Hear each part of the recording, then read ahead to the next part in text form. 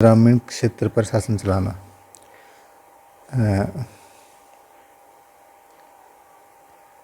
1765 में Robert Clive Mughal बादशाह से बिहार और उड़ीसा की दीवानी ग्रहण करते हुए कंपनी दीवान बन गई। दीवान तो 12 अगस्त 1765 को मुगल बादशाह ने ईस्ट इंडिया कंपनी को बंगाल का दीवान तैनात किया। इस बात की पूरी संभावना है कि यह घटना मुट्ठी भर अंग्रेजों और हिंदुस्तानियों की मौजूदगी में रॉबर्ट क्लाइव के तंबू में घटी होगी, लेकिन ऊपर दिए गए चित्र में इस घटना को एक भव्य समारोह के रूप में दिखाया गया है। यह चित्र उस चित्रकार ने बनाया है जिसे रॉबर्ट क्लाइव ने अपने जीवन की यादगार घटनाओं को चित्रित करने का जिम्मा सौंपा था। बंगाल की दीवानी हाथ में आ जाना अंग्रेजों के लिए निश्चय ही बड़ी घटना थी।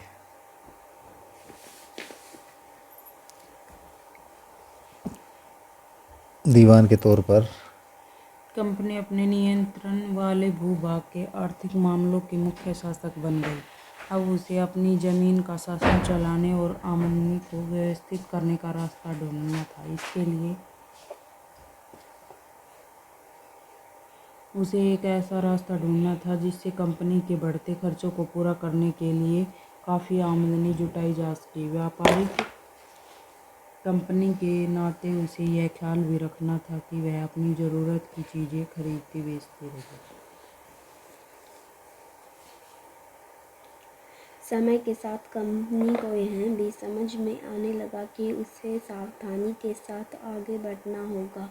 भारी ताकत होने की वजह से उसे उन लोगों को भी शांत रखना था जो गांव देहात में पहले शासन कर चुके थे और जिनके पास अभी भी काफ़ी ताकत और सम्मान था।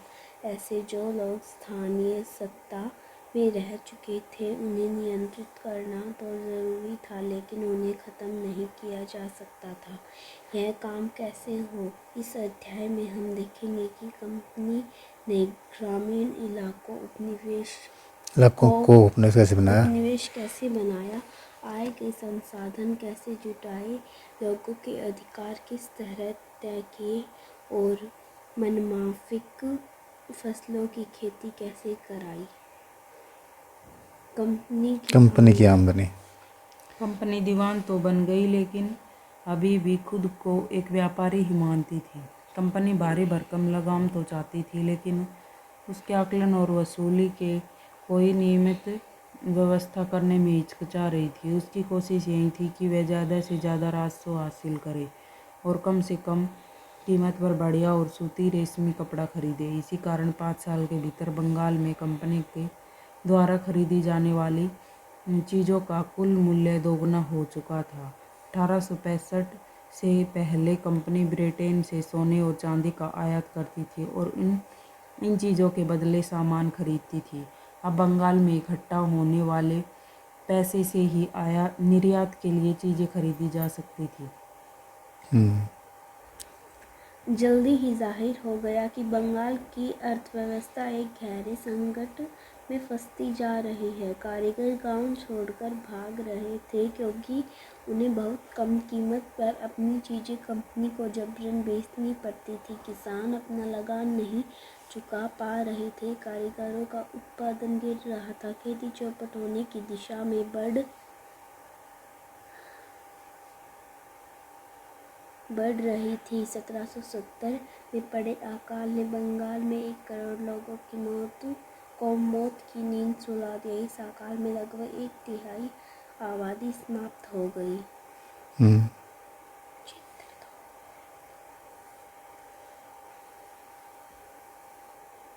बंगाल स्थित मुर्शिदाबाद का एक साप्ताहिक हाट माने बाजार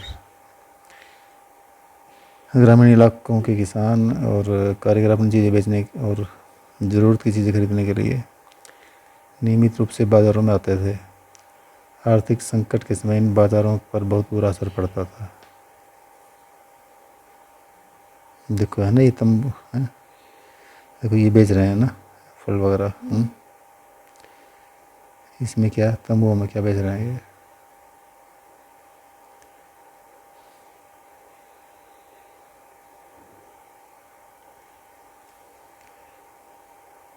चित्र चार्ल्स कॉर्नवालिस। जिस समय स्थायी बंदोबस्त लागू किया गया उस समय कॉर्नवालिस भारत का गवर्नर जनरल था। खेती में सुधार की ज़रूरत। अगर अर्थव्यवस्था संकट में थी तो क्या कंपनी अपने राजस्व आय के बारे में आश्वस्त रह सकती थी?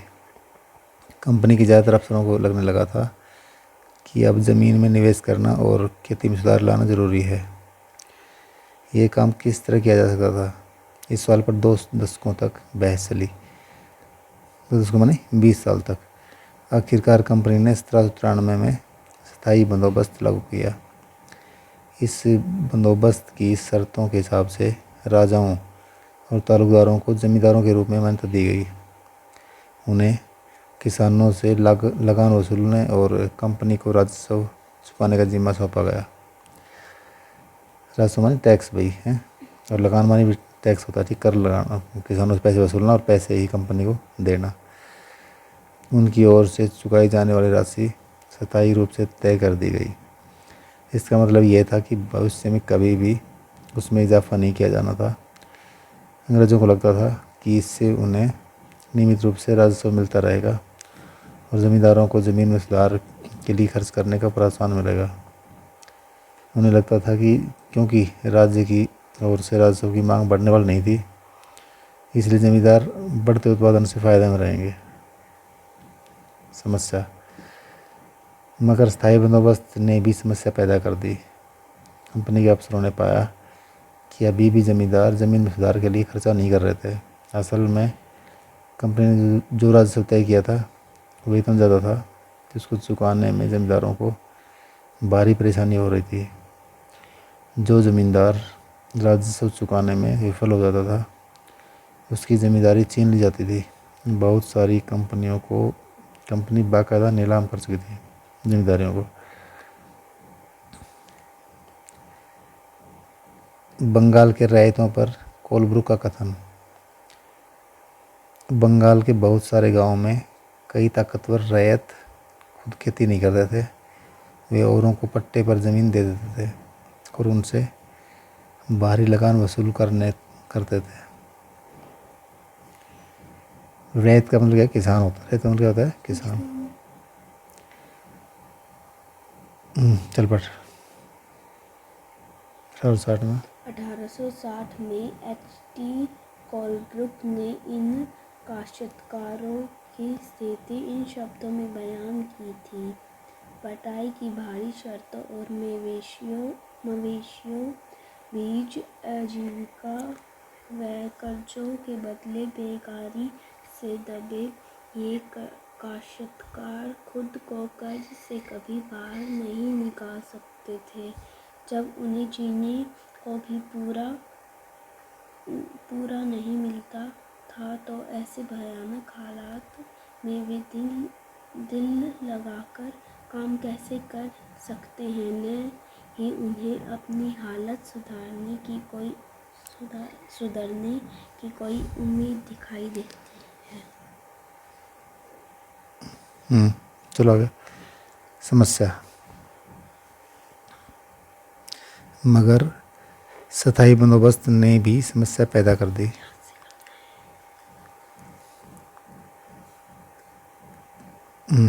कंपनी के अफसरों ने पाया कि अभी भी जमींदार जमीन में सुधार के लिए खर्चा नहीं कर रहे थे। असल में कंपनी ने जो राजस्व तय किया था वह इतना ज़्यादा था कि उसको चुकाने में जमींदारों को भारी परेशानी हो रही थी। जो जमींदार राजस्व चुकाने में विफल हो जाता उसकी जमींदारी छीन ली जाती थी। बहुत सारी जमींदारियों को कंपनी बाकायदा नीलाम कर चुकी थी। 19वीं सदी के पहले दशक तक हालात बदल चुके थे। बाजार में कीमतें बढ़ी और धीरे धीरे खेती का विस्तार होने लगा। इससे जमींदारों की आमदनी में तो सुधार आया, लेकिन कंपनी को कोई फ़ायदा नहीं हुआ, क्योंकि कंपनी तो हमेशा के लिए राजस्व तय कर चुकी थी। अब राजस्व में वृद्धि नहीं कर सकती थी। लेकिन जमींदारों को अभी भी ज़मीन की बेहतरी में कोई दिलचस्पी नहीं थी। उनमें से कुछ तो बंदोबस्त के शुरुआती सालों में ही अपनी ज़मीन गंवा चुके थे। जो बचे रह गए थे, अब उन्हें भी बिना परेशानी और निवेश का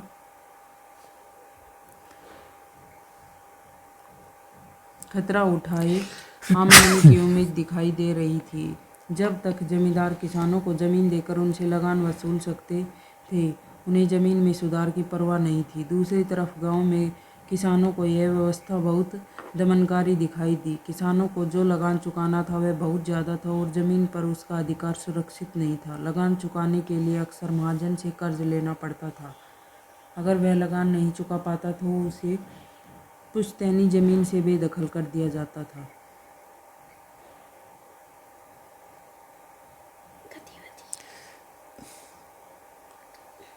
महल। ब्रिटिश राजस्व दस्तावेजों में महल एक राजस्व इकाई थी। यह एक गांव या गांवों का एक समूह होती थी।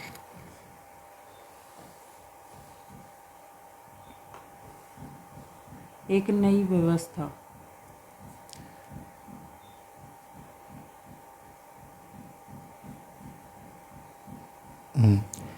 19वीं सदी की शुरुआत में ही कंपनी के बहुत सारे अधिकारियों को इस बात का यकीन हो चुका था कि राजस्व बंदोबस्त में दोबारा बदलाव लाना जरूरी है। जब कंपनी को शासन और व्यापार के अपने खर्चे चलाने के लिए और पैसे की ज़रूरत हो, तो वह स्थायी रूप से राजस्व तय करके काम कैसे चला सकती है। बंगाल प्रेसिडेंसी के उत्तर पश्चिमी प्रांतों इस इलाके को ज़्यादातर हिस्सा अब उत्तर प्रदेश में है के लिए होल्ट मैकेंजी नामक अंग्रेज ने नई व्यवस्था तैयार की, जिसे 1822 में लागू किया गया।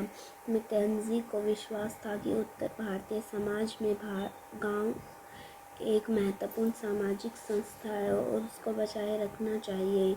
उसके आदेशों पर कलेक्टरों ने गांव-गांव का दौरा किया, जमीन की जांच की, खेतों को मापा और विभिन्न समूहों के रीति रिवाजों को दर्ज किया। गांव के एक-एक खेत के समूह को अनुमानित राजस्व को जोड़कर हर गांव या ग्राम समूह महल से वसूल होने वाले राजस्व का हिसाब लगाया जाता था। इस राजस्व को स्थायी रूप से तय नहीं किया गया, बल्कि उसमें समय समय पर संशोधनों की गुंजाइश रखी गई। राजस्व इकट्ठा करने और उसे कंपनी को अदा करने का जिम्मा जमींदार की बजाय गांव के मुखिया को सौंप दिया गया। इस व्यवस्था को महलवाड़ी बंदोबस्त का नाम दिया गया। ठीक है, महलवाड़ी है। मुनरो व्यवस्था। ब्रिटिश नियंत्रण वाले दक्षिणी भारतीय इलाकों में भी स्थायी बंदोबस्त की जगह नई व्यवस्था अपनाने का प्रयास किया जाने लगा। वहाँ जो नई व्यवस्था विकसित हुई उसे रैयतवार या रैयतवारी का नाम दिया गया। कैप्टन अलेक्जेंडर रीड ने टीपू सुल्तान के साथ चले युद्धों के बाद कंपनियों द्वारा कब्जे में लिए गए कुछ इलाकों में इस व्यवस्था को आजमा कर देख भी लिया था। थॉमस मुनरो ने इस व्यवस्था को विकसित किया और धीरे धीरे पूरे दक्षिणी भारत पर यही व्यवस्था लागू कर दी गई। ठीक है, दो आदमी, एक तो रीड था, दूसरा मुनरो था। रीड और मुनरो को लगता था कि दक्षिण में परंपरागत जमींदार नहीं थे, इसलिए उनका तर्क यह था कि उन्हें सीधे किसानों रैयतों से ही बंदोबस्त करना चाहिए, जो पीढ़ियों से ज़मीन पर खेती करते आ रहे हैं। राजस्व आकलन से पहले उनके खेतों का सावधानीपूर्वक और अलग से सर्वेक्षण किया जाना चाहिए। मुनरो का मानना था कि अंग्रेज़ों को पिता की भांति किसानों की रक्षा करनी चाहिए।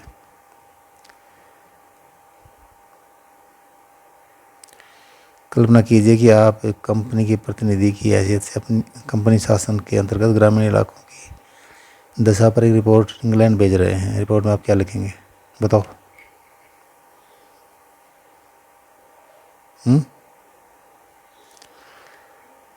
कंपनी को सब कुछ ठीक नहीं था।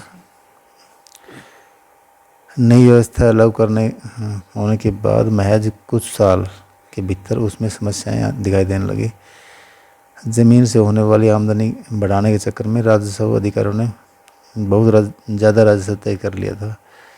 किसान राजस्व चुका नहीं पा रहे थे, रैयत गाँव से भाग रहे थे। बहुत सारे गांव क्षेत्रों में गांव वीरान हो गए थे। आशावादी अफसरों को उम्मीद थी कि नई व्यवस्था किसानों को संपन्न उद्यमशील किसान बना देगी, लेकिन ऐसा हुआ नहीं। यूरोप के लिए फसलें। अंग्रेजों ने यह भी महसूस किया कि ग्रामीण इलाके न केवल राजस्व प्रदान कर सकते बल्कि वहाँ यूरोप की ज़रूरतों के हिसाब से सही फसलें भी पैदा की जा सकती हैं। 18वीं सदी के आखिर तक कंपनी ने अफीम और नील की खेती पर पूरा जोर लगा दिया। इसके बाद लगभग 150 साल तक अंग्रेज देश के विभिन्न भागों में किसी न किसी फसल के लिए किसानों को मजबूर करते रहे। बंगाल में पटसन, असम में चाय, संयुक्त प्रांत वर्तमान उत्तर प्रदेश में गन्ना, पंजाब में गेहूँ, महाराष्ट्र व पंजाब में कपास, मद्रास में चावल। यह कैसे किया गया? अंग्रेजों ने अपनी ज़रूरत की फसलों की खेती को फैलाने के लिए कई तरीके अपनाए। आइए इसी तरह की एक फसल उत्पादन की ऐसी ही एक पद्धति को अच्छी तरह समझें।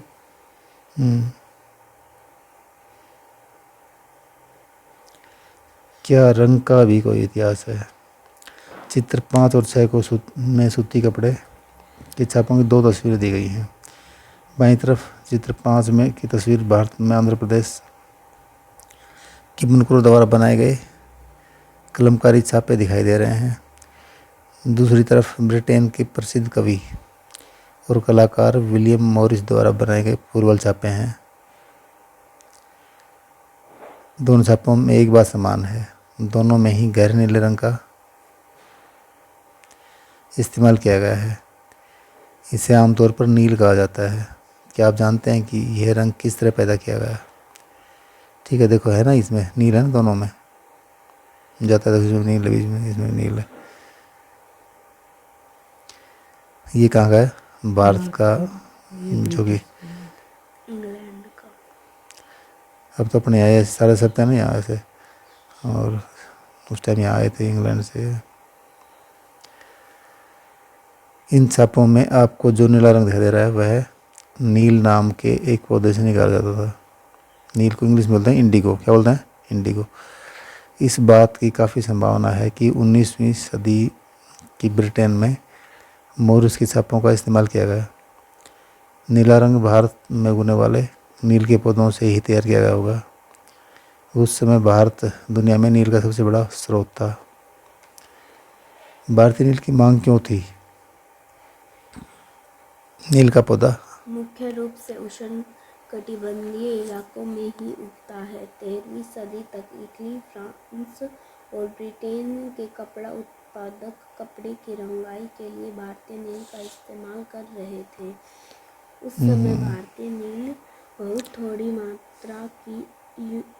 मात्रा ही यूरोपीय बाजारों में पहुंचती थी। उसकी ठीक है। कीमत भी बहुत ऊंची रहती थी। इसलिए यूरोपीय कपड़ा उत्पादकों को बैंगनी और नीले रंग बनाने के लिए वोड नामक एक और पौधे पर निर्भर रहना पड़ता था। वोड पौधा शीतोष्ण क्षेत्र में उगता था। शीतोष्ण माने जो थोड़ा ठंडा हो, थोड़ा गर्म हो। ठीक है।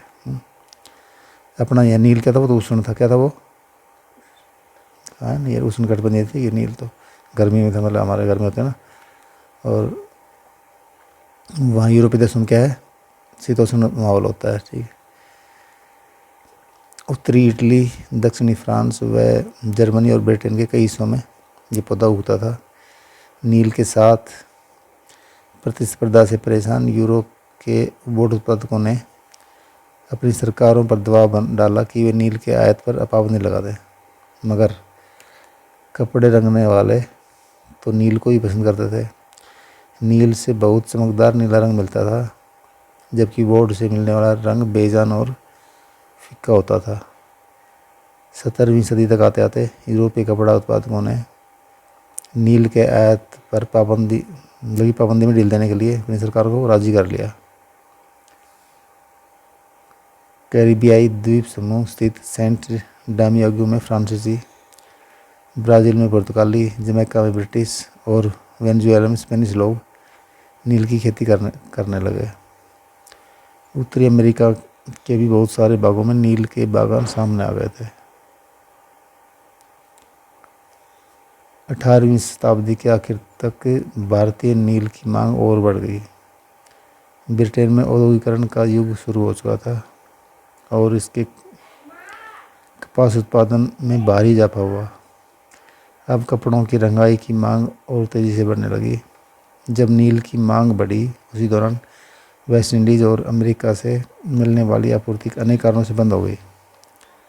1783 से 1789 के बीच दुनिया का नील उत्पादन आधा रह गया था। ब्रिटेन के अंग्रेज अब नील की आपूर्ति के लिए बेचैनी से किसी और स्रोत की तलाश कर रहे थे। ठीक है भाई, वह नील कहाँ से मिल सकता था? कहाँ से मिलेगा वो? भारत से, क्योंकि भारत में उनका राज था ना अंग्रेजों का। बागान किसे कहते हैं? एक विशाल खेत जिस पर बागान मालिक बहुत सारे लोगों से जबरन काम करता था। कॉफ़ी, गन्ना, तंबाकू, चाय और कपास आदि के विषय में बागानों का जिक्र किया जाता है।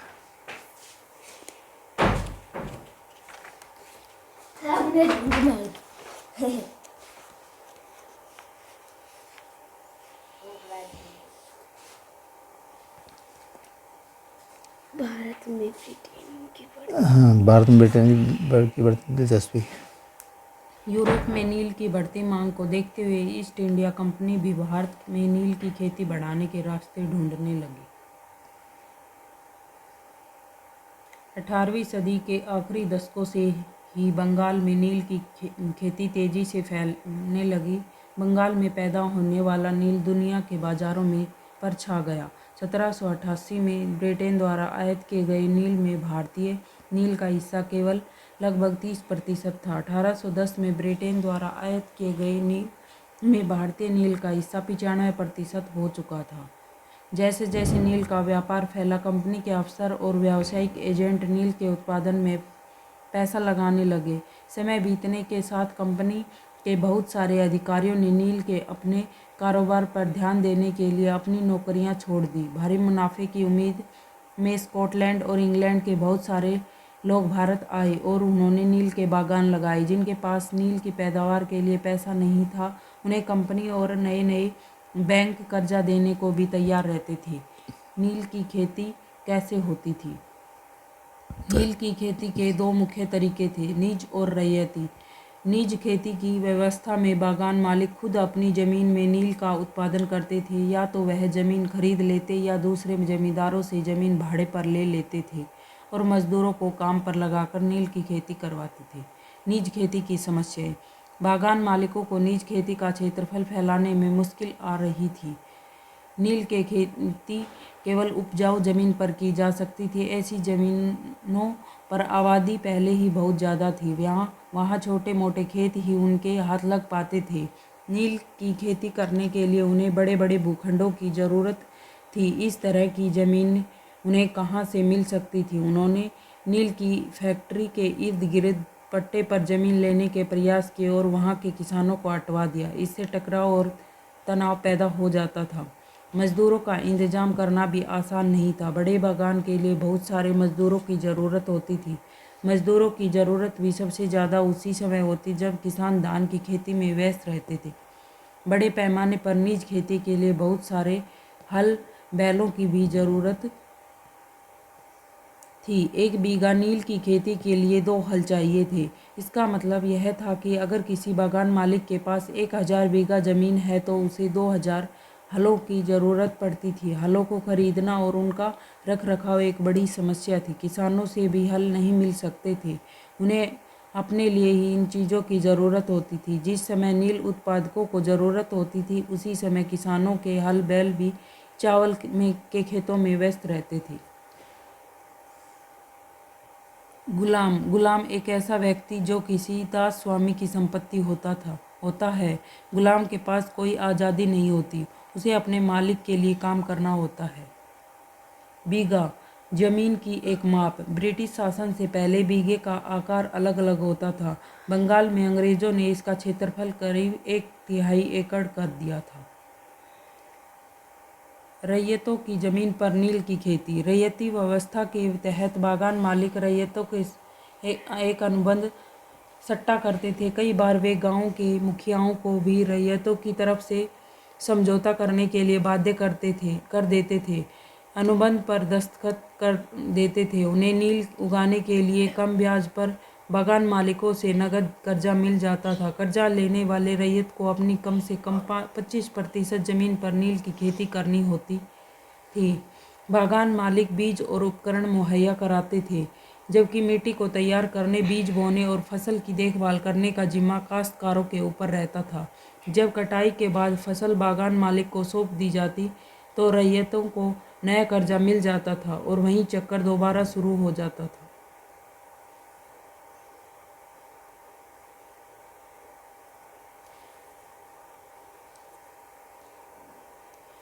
जो किसान पहले इन कर्जों से बहुत आकर्षित थे, उन्हें जल्दी ही समझ में आ गया कि यह व्यवस्था कितनी कठोर है। उन्हें नील की जो कीमत मिलती थी वह बहुत कम थी और कर्जों का सिलसिला कभी ख़त्म नहीं होता था।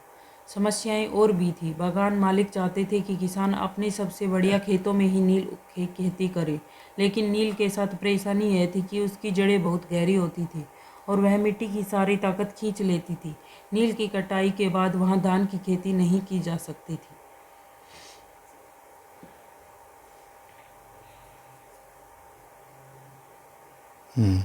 19वीं सदी की शुरुआत में बंगाल के मजदूर नील की खेती करते हुए भारत में नील के पौधों की कटाई अधिकांशतः पुरुष ही करते थे। ठीक है, देखो इस तरह का नील होता था, बड़ा बड़ा पौधा। और ये खेतों में फैक्ट्री में लाए जा रहे नील के पौधों के गट्टर अंदर कोई रहे हैं, इस तरह गाड़ियाँ होती थी उसमें, इस तरह की बैलगाड़ियाँ। नील का उत्पादन कैसे होता था? नील के खेतों के पास स्थित नील का एक कारखाना। विलियम सिम्पसन का चित्र 1863। नील गांव आमतौर पर बागान मालिकों की फैक्ट्रियों के आसपास ही होते थे। कटाई के बाद नील के पौधे को कारखाने में स्थित वैट्स होद में पहुंचा दिया जाता था। रंग बनाने के लिए 3 या 4 कुंडों की ज़रूरत पड़ती थी। प्रत्येक होद का अलग काम था। नील के पौधों से पत्तियों को तोड़कर पहले एक कुंड में गर्म पानी में कई घंटों तक डुबोया जाता था। इस होद को किण्वन या स्टीपर कुंड कहा जाता था। जब पौधे किण्वित हो जाते तो द्रव में बुलबुले उठने लगते थे। अब सड़ी हुई पत्तियों को निकाल दिया जाता और द्रव्य को एक होद से एक और होद में छान दिया जाता था। दूसरा होद पहले होद के ठीक नीचे होता था। दूसरे होद बिटर वाट में इस घोल को लगातार हिलाया जाता था और पैडलों से खंगाला जाता था। जब यह द्रव्य हरा और उसके बाद नीला हो जाता तो होद में चूने का पानी डाला जाता था। धीरे धीरे नील की पपड़ियाँ नीचे जम जाती थी और ऊपर साफ द्रव्य निकल आता था। द्रव्य को छानकर अलग कर लिया जाता था और नीचे जमी नील की गाद, नील की लुगदी को दूसरे कुंड, निथारण कुंड में डाल दिया जाता था। इसके बाद उसे निचोड़कर बिक्री के लिए सुखा दिया जाता था। बिक्री के लिए नील तैयार है। यहाँ आप उत्पादन की आखिरी अवस्था को देख सकते हैं। दबाकर साँचों में डाल दी गई नील की लुगदी को काटकर मजदूर उन पर मुहर लगा रहे हैं। पीछे वाले हिस्से में एक मजदूर इन टुकड़ों को सुखाने के लिए ले जा रहा है। ये ले जा रहा है। अच्छा, चलो घर देखिए। नील के पौधों को होद तक औरतें ही ढोकर लाती थी। है ना ये होद में घोल हिलाने वाला। यहाँ खड़ा नील मजदूर होद में पड़े घोल को हिलाने के लिए इस्तेमाल होने वाले पैडल लिए खड़ा है। इन मजदूरों को 8 घंटे से भी ज़्यादा समय तक कमर तक भरे नील के घोल में खड़ा रहना पड़ता था। वाट एक किण्वन अथवा संग्रहण पात्र।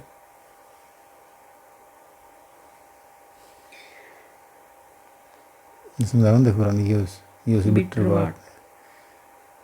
ये सारा गोड़ वो दूसरा पंडा है ना, वो दूसरा नहीं नील बना करता है।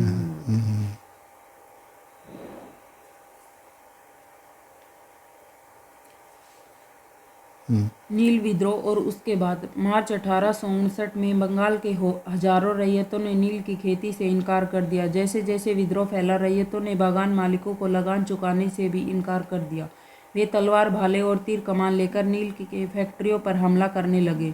औरतें अपने बर्तन लेकर लड़ाई में कूद पड़ी। बागान मालिकों के लिए काम करने वालों का सामाजिक बहिष्कार कर दिया गया। बागान मालिक की तरफ से लगान वसूली के लिए आने वाले गुमास्ता एजेंटों की पिटाई की गई। रैयतों ने कसम खा ली कि वे न तो वे नील की खेती के लिए कर्जा लेंगे और न ही बागान मालिकों के लठियालों लाठीधारी गुंडों से डरेंगे। नील के किसान चुप बैठने को तैयार नहीं थे। क्यों? उन्हें बगावत की ताकत कहाँ से मिली? इसमें कोई शक नहीं कि नील की खेती अत्यंत दमनात्मक थी, लेकिन जो लोग दबे होते हैं वे हमेशा बगावत नहीं करते। ऐसा कभी कभी ही होता है। 1859 में नील रैयतों को लगा कि बागान मालिकों के खिलाफ बगावत में उन्हें स्थानीय जमींदारों और मुखियाओं का भी समर्थन मिल सकता है। बहुत सारे गांवों में जिन मुखियाओं से नील के अनुबंधों पर जबरन दस्तखत कराए गए थे, उन्होंने ही नील किसानों को इकट्ठा किया और लठियालों के साथ आमने सामने की लड़ाई लड़ी। कई स्थानों पर रैयतों को बगावत के लिए उकसाते हुए खुद जमींदार गांव-गांव घूमने लगे। जमींदार इस बात से परेशान थे कि बागान मालिकों की ताकत बढ़ती जा रही थी और बागान मालिक जबरन लंबे समय के लिए उनसे जमीन ले लेते थे। ठीक है। मगर मालिक क्या करते थे? जमींदारों को परेशान करते थे, उनसे भी जमीन ले लेते थे जबरन, क्योंकि वो अंग्रेजों का समर्थन था ना उनको। नील गांव का एक गीत। संघर्ष के क्षणों में लोग एक दूसरे का उत्साह बढ़ाने और सामूहिकता का भाव पैदा करने के लिए अक्सर गीत गाते रहते हैं। इस तरह के गीतों से हम उनकी भावनाओं का पता चलता है। नील विद्रोह के दौरान बंगाल के निचले इलाकों में बहुत सारे गीत सुनाई देते थे। इनमें से एक गीत इस प्रकार था: मौला हाथी के बागान मालिक की लंबी लंबी लाठियां दूर तक इकट्ठी पड़ी हैं। कोलकाता के बाबू इस बड़ी लड़ाई को देखने के लिए नावों के जरिए पहुंच चुके हैं। इस बार तो सभी रैयत तैयार हैं। वे चुपचाप मार नहीं सहेंगे। अब वे बिना लाठियालों का मुकाबला किए अपनी जान नहीं गंवाएंगे। ठीक है, इसका क्या मतलब हुआ कि वो लड़ेंगे अब? ठीक है, आमने सामने की लड़ाई। पहले क्या करते थे? भाग जाते थे, ठीक है, लाठी वाला देखते ही।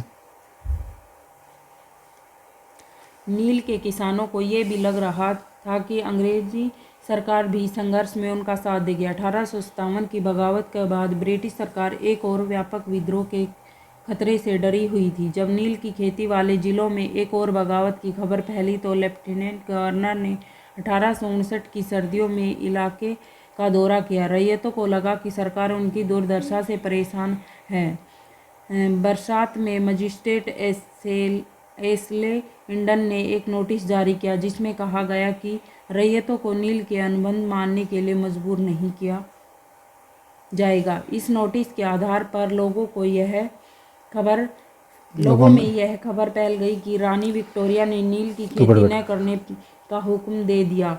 इंडन किसानों को शांत करने और विस्फोटक स्थितियों को नियंत्रित करने की कोशिश कर रहे थे।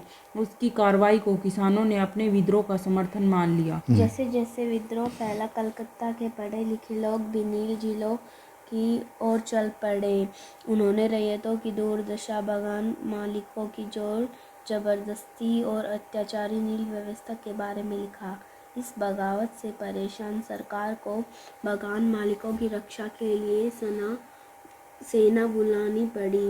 नील उत्पादन की व्यवस्था की जांच करने के लिए एक नील आयोग भी बना दिया गया। इस आयोग ने बागान मालिकों को दोषी पाया। जोर जबरदस्ती के लिए उनकी आलोचना की। आयोग ने कहा कि नील की खेती रैयतों के लिए फायदे का सौदा नहीं है। आयोग ने रैयतों से कहा कि वे मौजूदा अनुबंधों को पूरा करें, लेकिन आगे से वे चाहे तो नील की खेती बंद कर सकते हैं। इस बगावत के बाद बागानों में नील का उत्पादन धराशायी हो गया। इसके बाद बागान मालिक बिहार पर ध्यान देने लगे। 19वीं सदी के आखिर में कृत्रिम रंगों का निर्माण होने लगा। इससे उनका व्यवसाय भी बुरी तरह प्रभावित हुआ। फिर भी वे उत्पादन फैलाने में सफल रहे। जब महात्मा गांधी दक्षिण अफ्रीका से लौटे तो बिहार के एक किसान ने उन्हें चंपारण आकर नील किसानों की दुर्दशा को देखने का न्योता दिया। 1917 में महात्मा गांधी का यह दौरा नील बागानों नील बागान मालिकों के खिलाफ चंपारण आंदोलन की शुरुआत थी। स्रोत 3 भीख मांग लूँगा परंतु नील नहीं उगाऊंगा। हाँ बेटा मैं पढ़ता हूँ, रुक जा। चांदपुर थाना हरदी के एक नील काश्तकार हाजी मुल्ला से मंगलवार 5 जून 1860 को नील आयोग के सदस्यों ने बात की। हाजी मुल्ला ने कुछ सवालों के जवाब इस तरह दिए। WS सीटनकार, नील आयोग के अध्यक्ष, क्या अब तुम नील की खेती के लिए तैयार हो? अगर नहीं तो किस तरह की शर्तों पर खेती करना चाहोगे? हाजी मुल्ला, मैं नील उगाने को तैयार नहीं हूँ। मुझे नहीं पता कि कोई भी नई शर्तें मुझे संतुष्ट कर सकती हैं। क्या तुम 1 रुपया प्रति बंडल की कीमत पर भी खेती करना चाहते हैं? नहीं, मैं नहीं करूँगा। नील उगाने की बजाय मैं कहीं और चला जाऊँगा, भीख मांग लूँगा परंतु नील नहीं उगाऊँगा। नील आयोग रिपोर्ट खंड 2 सबूतनामा पृष्ठ 67। अन्यतर दूर जगह क्या हो रहा था उसी समय वेस्ट इंडीज में क्या हो रहा था, ठीक है। उत्पादन 18वीं सदी की शुरुआत में एक फ्रांसीसी मिशनरी जॉन बैप्टिस्ट लवात ने कैरिबियाई द्वीपों का दौरा किया और इस इलाके के बारे में विस्तार से देख लिया। यह तस्वीर लिखा। ये तस्वीर लबात की एक पुस्तक से ही ली गई है। इस तस्वीर में यहाँ के फ्रांसीसी बागानों में नील उत्पादन के सारे चरणों को दर्शाया गया है। बाएं सिरे पर आप देख सकते हैं कि गुलाम मजदूर नील के पौधों को सेटलर वाट में डाल रहे हैं। एक और मजदूर एक मशीनी चरखी से घोल को घुमा रही है। दाएं से दूसरा 2 मजदूर नील की लुगदी को बोरों में भरकर सुखाने के लिए ले जा रहे हैं। अगले हिस्से में 2 मजदूर नील की लुगदी को मिलाकर सांचों में डालने के लिए तैयार कर रहे हैं। तस्वीर के बीचों बीच बागान मालिक ऊंची जगह खड़े होकर सारे गुलामों पर नजर रख रहा है। देखो रहा ना भाई, देखो पहले तो इसमें डाल लेंगे, ठीक है, इसमें से फिर इसमें आ जाएगा, फिर इसमें ठीक है, यहाँ का साफ हो जाएगा। ये काम कर रही है। ये सुखाएगा, फिर इसको सुखा रहा, ठीक है। ये देखो देख रहा है सबको, मालिक है ना ये, सबको इसको नज़र रख रहा है इन पर, ठीक है। गुलाम है सारे बाकी, इधर ये काम कर रहे हैं, देखो बस।